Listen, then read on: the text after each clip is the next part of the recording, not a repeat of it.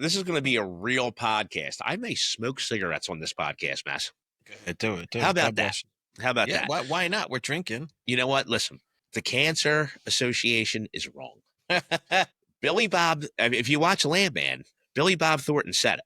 Do you watch Landman? No. Okay. There's a scene where Billy Bob comes down into his kitchen and his lawyer, who he shares a house with, is eating like Pop-Tarts or Cocoa Puffs, all that shit.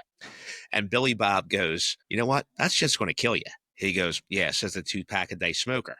Billy Bob says, you ever been to China? They got 90-year-old men smoking on filterless Pall Malls. He goes, Italy. People smoke till they're 90 years old. Want to hear something funny? Lung cancer isn't even the top 10 of their causes of death. All right? He's like, cigarettes don't kill you. It's all that processed shit and refined sugar and all that kills you.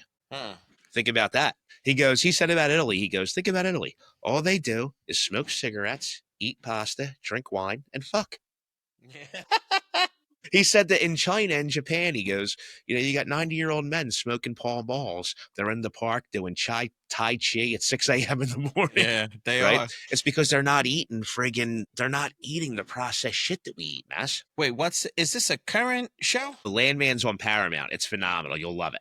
It's an active show. It's on right now. It's an active show. Well, the season's over. So do you watch any Tyler Sheridan shows like Yellowstone or? I just got Peacock. I did the pilot of Yellowstone. I'm halfway through. I fell asleep. I know it's like the Montana version of The Sopranos. I have to get started, but no, not yet. So we talk about this all the time, right? With television shows that we like. Yeah. You know, we all agree I love The Sopranos. Sopranos and The Wire are 1 and 1A, right? Yes. They have to be. I mean, I don't think you can say you can't say one is better. You really can't. They're two completely different things. They are, but they're both riveting.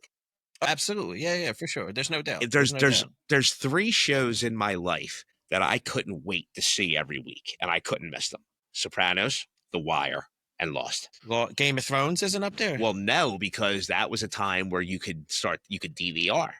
Oh, yeah. You know, and that's the whole difference. Like, The Wire came out at a time where if you didn't see it on Sunday night, and you're going to remember this. Remember back in the day when Comcast just came out with the digital cable? Mm-hmm. And you could go to On Demand and look up series, right? Yeah. And Sopranos would be there. But it would only be 4 episodes. Yeah. For like 2 months. Yeah. And then you'd always keep looking, and you get so excited when it would be and then the next 4 would kick over. Yes. Yeah. Do you remember that? Yeah, it would go 1 to 4, and you'd be like, oh my God, it says 5 to 8. Yeah. And you would get so excited. Yeah. No, I remember going to Poop's house, his dad's Norm's house on Sunday nights to watch The Sopranos, like season 4, season 5. See, I remember going to Norm's house at like 18, 19 years old to watch college football on Sundays and fucking gamble and try to figure out how I'm going to pay the bookie on Friday. He had the ticket or whatever, right? The Sunday ticket? He did. So it used to be me, him, and Richie. I think you would be there sometimes. But dude, we were 18, 19 years old, had no money, and we'd be betting friggin', let me get a $200 reverse. If you lose, you owe $440. Yeah, and then you don't have any of it. No, you don't have any of it. So now it's 4:00, and you're like, oh, let me get $1,000 teaser, trying to win more money. Next thing you know, you're down $1,600, going, all right, let me call the guy now, so I'm not an asshole or a punk, and go, hey, listen, I have to set up a payment plan with you. We're gonna be jammed up for a minute. Yeah. No, I would show up after Sunday dinner as that was winding down, and but I remember we would switch back and forth between Sopranos and whatever the night games were. You know what I mean? No, and Sopranos were such an influential part of pop culture, right? Like, you think about it today, like, you still have commercials. You have it's all over Jamie Lynn media. Sigler and Robert Eiler, right? Is that his name? Robert Eiler? Yeah. And Robert Eiler have a very successful podcast. How about, I didn't watch a lot of it, but Talking Sopranos was a great concept. Michael Imperioli with David Chase? Yeah, no.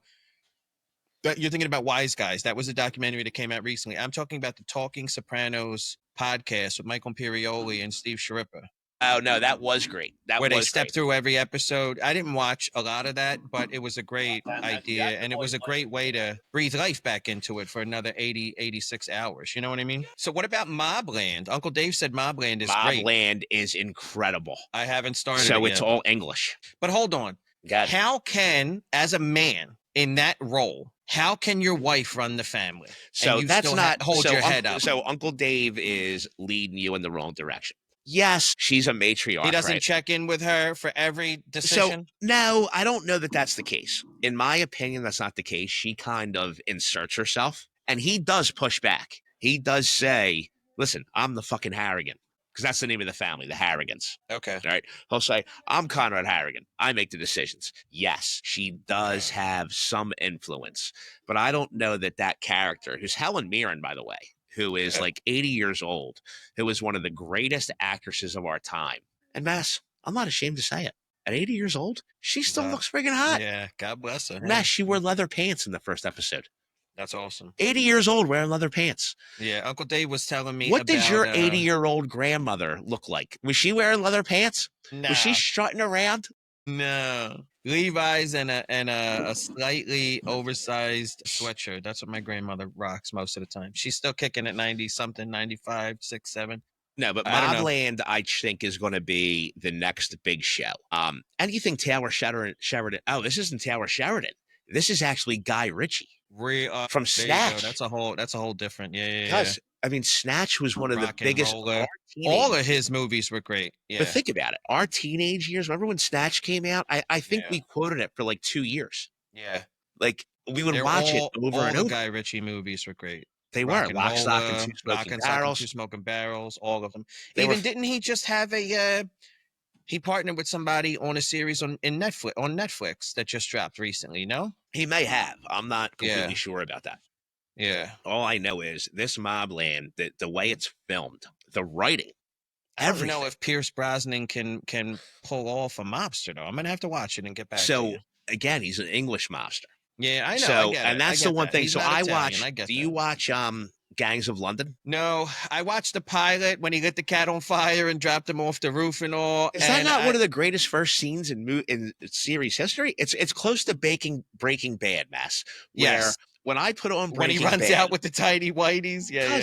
the first 2 minutes you're sitting there and you're sitting in your chair watching, and you're like, "There's desert. What the hell is this?" Yeah. You're sitting there and you're like, "All right, here's this guy on the roof of a non-finished high rise." I agree with you that that was a great opening scene and it was dope to see Let me like get the Wreck Life T-shirt up. him really do that, but that didn't keep me interested. I never came back after the pilot. So, do you have issues with the language? Because I know a lot of people. I'll give you Yeah. 2 examples. I have a friend of mine who can't watch, like, won't watch Peaky Blinders, can't watch anything. He has a problem with the dialect. Yeah, I well, a understand little what he bit, says. I yeah. also think, listen, I'm 5 generations removed from the real Irish ancestry, right? But I wonder if part of it has to do with being Irish. And yes, if my kids walk in the room or like my wife wants to talk to me about something, excuse me, I have to turn it off and I have to like be like, listen, I'm really sorry. I just have to listen to this because I have a hard time